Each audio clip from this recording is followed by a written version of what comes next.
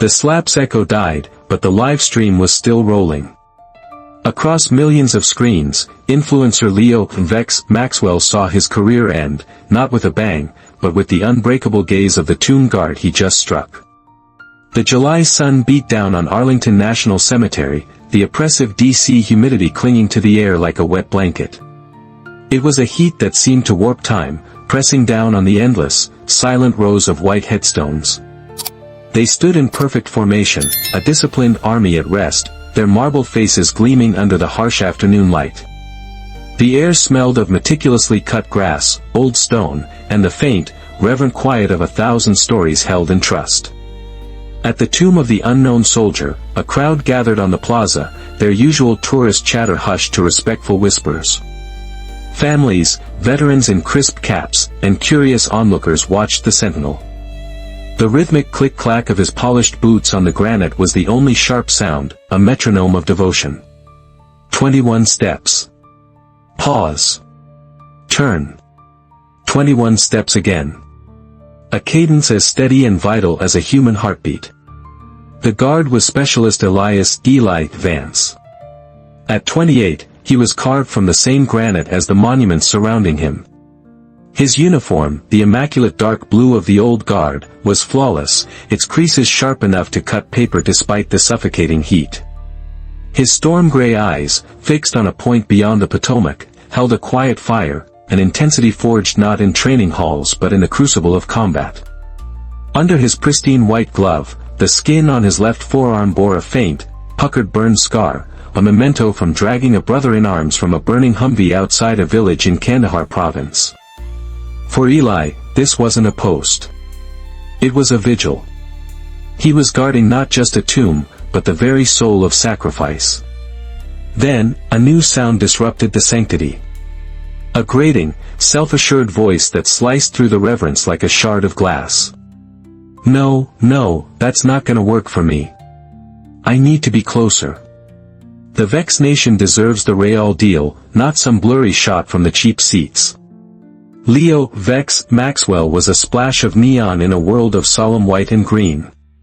27 and at the peak of his internet fame, he was a living, breathing brand. His hair was a shock of electric blue. An oversized, limited edition Supreme hoodie hung from his lanky frame, and his feet were encased in garish designer sneakers that looked alien on the hallowed ground. He was arguing with Anya Sharma, a young cemetery staff member whose calm demeanor was being tested to its limits.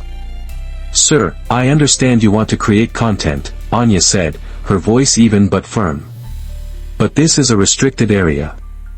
The plaza is for the guard. We have designated photo areas for all visitors." Leo scoffed, adjusting the high-tech vlogging rig in his hand, a stabilized smartphone bristling with external microphones and lights. "Babe, I'm not a visitor. I'm a content creator. A disruptor. Do you know how many followers I have? My engagement numbers are higher than the GDP of some small countries." He gestured vaguely toward the tomb. "This is a public space. I have a right to be here." Anya's posture stiffened slightly. "It is a national shrine, sir. A place of mourning. The rules are about respect." "Respect?" Leo laughed, a sharp, artificial sound. "Respect is giving your audience what they want. And they want an up-close, authentic experience." He gave Anya a dismissive smirk, already turning his attention to the unmoving figure of the tomb guard. A predator's glint entered his eye. This was better than arguing with a staffer. This was content. Ignoring Anya's final, "Sir, please do not cross the line," Leo strode onto the edge of the marble plaza, his garish sneakers squeaking on the polished surface. He powered on his rig, and a small, bright light flickered to life. The sacred quiet of the tomb was shattered. "What's up, VX Nation?" he boomed, his voice unnaturally loud, echoing across the plaza. "It's your boy, Vex, coming at you live from Arlington. We're about to get into some real, raw, American energy right here." He swung his camera to frame both himself and the pacing Eli. The crowd shifted, a wave of discomfort rippling through them. A young couple, Lin and Wei Chen, pulled their daughter closer. On a nearby bench, a man in a veteran's cap, Marcus Thorne, narrowed his eyes, his relaxed posture stiffening into a ramrod straight line of disapproval. Eli heard the voice, of course. It was impossible to miss. But his training took over. He'd learned to filter out the noise on a forward operating base, the distant thumps of artillery, the constant hum of generators, the pointless chatter of nervous soldiers. This influencer's voice was just that, meaningless noise. His focus remained absolute. 21 steps. Click-clack. The world outside that rhythm ceased to exist. "Alright, check this guy out," Leo narrated, his voice a mix of feigned awe and condescending mockery. "We got the real-life tin soldier here. Look at that walk. It's like a little robot dance. What do you guys think in the chat? Is this epic, or is it super cringe? Smash that like button if you think it's cringe." He took a few steps closer, shamelessly crossing the subtle boundary line that everyone else intuitively respected. He was now directly in Eli's path. "Yo. Dude. Mr. Robot." Leo called out. "Can you even hear me in there? Is this part of the act? The strong, silent type. My followers are saying you look like you're buffering. They want to know if the Wi-Fi is bad out here." Wei Chen leaned over to his wife. "This is unbelievable. Does he have no shame?" Lin just shook her head, placing a hand on her daughter's shoulder. Eli's jaw was a line of steel, but his expression remained a mask of disciplined neutrality. He approached the point where Leo stood, a gaudy obstruction in his sacred path. As per his training, he would simply stop, wait for the obstruction to move, and continue. He was a rock. The babbling stream of Leo's voice would have to flow around him. "Whoa, okay," he stopped. Leo exclaimed to his audience, zooming in on Eli's impassive face. "We made contact, Vex Nation. He's looking right through me, though. Kinda spooky. I wonder what he's thinking about. Probably his lunch break, right? Or maybe he's just mad he has to wear all that polyester in this heat." Leo circled him like a hyena, his camera capturing every angle. "This is the content you can't get anywhere else, guys. We're breaking down the fourth wall of, whatever this is. A play? A historical reenactment? Let me know what you think in the comments." Marcus Thorne, the veteran, slowly got to his feet. He didn't move forward, but his presence was a heavy weight on the edge of the scene, a silent, gathering storm. The lack of reaction was clearly grating on Leo. His persona was built on eliciting responses, on creating chaos and capturing the fallout. Eli's impenetrable calm was ruining the show. His smile tightened, and the playful mockery in his voice curdled into something sharper, more venomous. "You know, I'm starting to think this whole thing is fake," Leo announced to his live stream, his voice dripping with manufactured skepticism. "I mean, look at this uniform. It's perfect. Too perfect. It's a costume. I bet this guy's an actor. An out-of-work theater kid they hired to look pretty for the tourists." He leaned closer, invading Eli's personal space. The cloying scent of his expensive, peppery cologne was an assault on the clean air. Eli's nostrils flared almost imperceptibly. He stood his ground, his M14 rifle held perfectly at his shoulder. In its polished brass fittings, the reflection of Leo's blue hair and garish hoodie was warped and twisted, a grotesque caricature. "Seriously, man, did you ever even see combat?" Leo's voice dropped to a conspiratorial whisper for his audience. "Or did you just play a lot of Call of Duty? Because I'm not getting warrior vibes here. I'm getting glorified mall cop vibes. They probably stick the guys who couldn't hack it in a real war here. Give M a toy gun and tell M to march back and forth until the tourists go home." A low murmur of disgust rippled through the crowd. Phones were coming out now, but not to record Leo's stunt. They were recording a crime against decency. "You're not a hero," Leo spat, his frustration boiling over. "You're a prop. A piece of government propaganda to make people feel patriotic. But you know what? It's not working on me. The Vex Nation sees through the BS. We ask the real questions." It was then that a small, clear voice cut through the tension. It was 7-year-old Maya Chen, clutching her father's hand. She wasn't whispering. Her voice was full of genuine, heartbreaking confusion. "Daddy," she asked, loud enough for Leo and those around him to hear clearly. "Why is that man with the blue hair being so mean to the soldier?" The question was a bullet of innocence that pierced Leo's narcissistic armor. For a split second, the mask of the confident influencer fell away, revealing a petulant, embarrassed man. The crowd's gaze, now tinged with the child's simple morality, felt like a physical weight. His livestream chat, once full of laughing emojis, began to show question marks and angry faces. He had lost control of the narrative. And for an influencer like Vex, that was a fate worse than death. His face flushed a deep, ugly red. His composure shattered, and in its place, a desperate, reckless rage took hold. He needed a bigger moment. He needed to reclaim the shock value. "You think you're better than me?" he hissed, his voice a low snarl, stepping so close he was almost touching Eli's chest. "Standing there in your little costume, judging me? Me?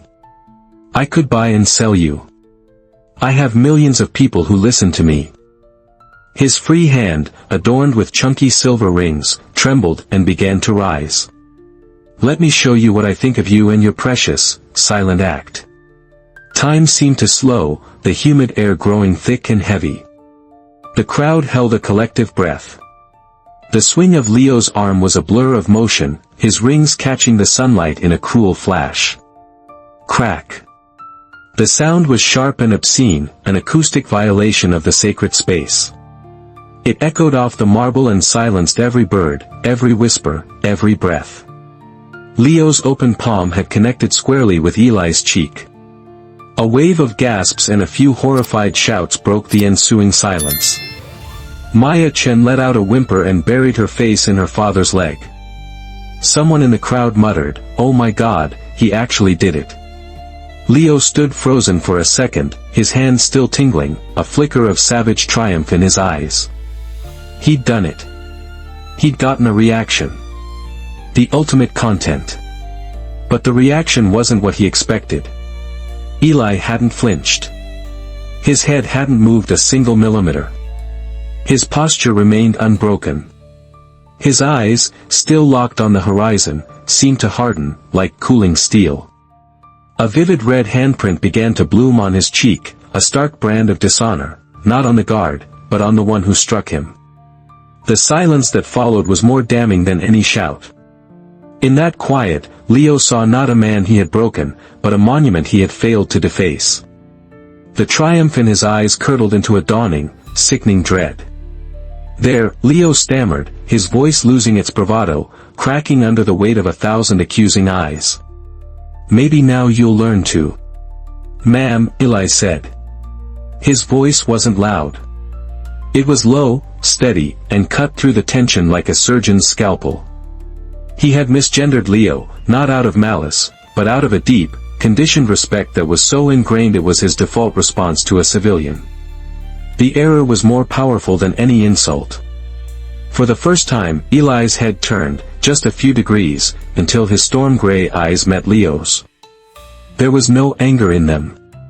There was something far more terrifying, perspective. It was the gaze of a man who had stared into the face of death and found it unimpressive. In Kandahar, Eli's voice remained level, each word precise and weighted. "I took a 7.62 round to my plate carrier. It felt like being hit by a sledgehammer. I was in a Humvee that was hit by a pressure plate IED. The blast threw me 20 feet and ruptured my eardrums." He paused, letting the words hang in the air. The red mark on his cheek seemed to fade in significance compared to the invisible wounds he described. "Your slap," he concluded, his gaze unwavering, "doesn't register. Karen flinched as if he had been the one to strike a blow. He took an involuntary step back, his heel catching on the marble, causing him to stumble. The entire plaza seemed to be filled by Eli's presence. The uniform that Leo had mocked as a costume now radiated an authority that no designer brand could ever buy. It was the authority of a warrior. "This uniform you mock," Eli continued, his voice resonating with quiet power, "is worn to honor them." He gave a slight nod toward the tomb. Men who gave everything. Who died without a name. Each step I take, each hour I stand here, is for them. Not for tourists. Not for your live stream. For them. Before Leo could form a response, another voice, hard and raspy as gravel, cut in. Marcus Thorne, the veteran, had stepped forward. The afternoon sun glinted off the Navy Cross pinned to his hat. "You see that badge on his chest, son?" Marcus said, pointing a weathered finger at the tomb guard identification badge on Eli's uniform. "That isn't a name tag. You don't get issued that. You go through hell to earn it. It means he's one of the best. Tested in body, character, and spirit." Marcus took another step, his eyes fixed on Leo with undisguised contempt. "I was at Key San in '68. I know what a real soldier looks like. You just assaulted a combat veteran and a federal officer on consecrated ground." As if on cue, another voice rose from the crowd. A young man with a military-style haircut stepped forward, his posture straight. "Sir," he said, his voice thick with emotion, addressing Eli directly. "2nd Battalion. Belandi District. 2021, your unit, the 173 RD, you guys gave us overwatch for our extraction. We were pinned down. We owe you our lives." He gave a sharp, respectful nod. The dominoes were falling. Leo's face, already pale, drained of all color. His entire narrative, the fake soldier, the prop, the actor, had been annihilated by irrefutable truth. His gaze dropped to his phone, which he'd fumbled and dropped during the slap. The screen was still lit up, the live stream chat a waterfall of fury. "Vex is cancelled. You just assaulted a hero, you piece of trash. Hashtag respect the guard. I'm unsubscribing. Never watch again. Disgraceful. I hope you go to jail." His own weapon, his beloved Vex Nation, had turned on him with merciless speed. A low, animal whimper escaped his throat. At that moment, 2 U.S. Park police officers arrived, their approach quiet but inexorable. They moved with a calm professionalism that made Leo's theatrical meltdown seem even more pathetic. "Sir," the lead officer, a woman with a no-nonsense expression, said to Leo. "We've received multiple calls. You'll need to come with us." "No, wait." Leo pleaded, his voice cracking, the bravado completely gone. "It was a bit. It was just for the content. You don't understand. I understand that we have about 50 witnesses and a live stream video of you committing felony assault on a federal service member while on duty," the officer replied, her tone flat and unimpressed. "Hands behind your back, please." As the officer cuffed him, Leo Maxwell, the great disruptor, the king of content, began to sob. His electric blue hair was matted with sweat, and his designer hoodie seemed to swallow him. He was no longer a powerful influencer. He was just a terrified, pathetic young man who had made a catastrophic mistake. As the police led a blubbering Leo away, a strange sense of order returned to the plaza. The crowd parted silently to let them pass, their faces a mixture of pity and contempt. His dropped phone lay on the marble, its screen finally going dark. Wei Chen placed a comforting hand on his daughter's head. "See, Maya," he said softly. "The soldier is okay. He's very strong." Without a word, without even a glance at the departing chaos, Specialist Elias Vance shifted the M14 rifle from his right shoulder to his left in a single, flawless motion. He took a precise step, turned, and began his patrol anew. Click-clack. 21 steps. Click-clack. The rhythm was restored. The vigil was unbroken. The sacred duty continued, indifferent to the fleeting drama that had just desecrated it.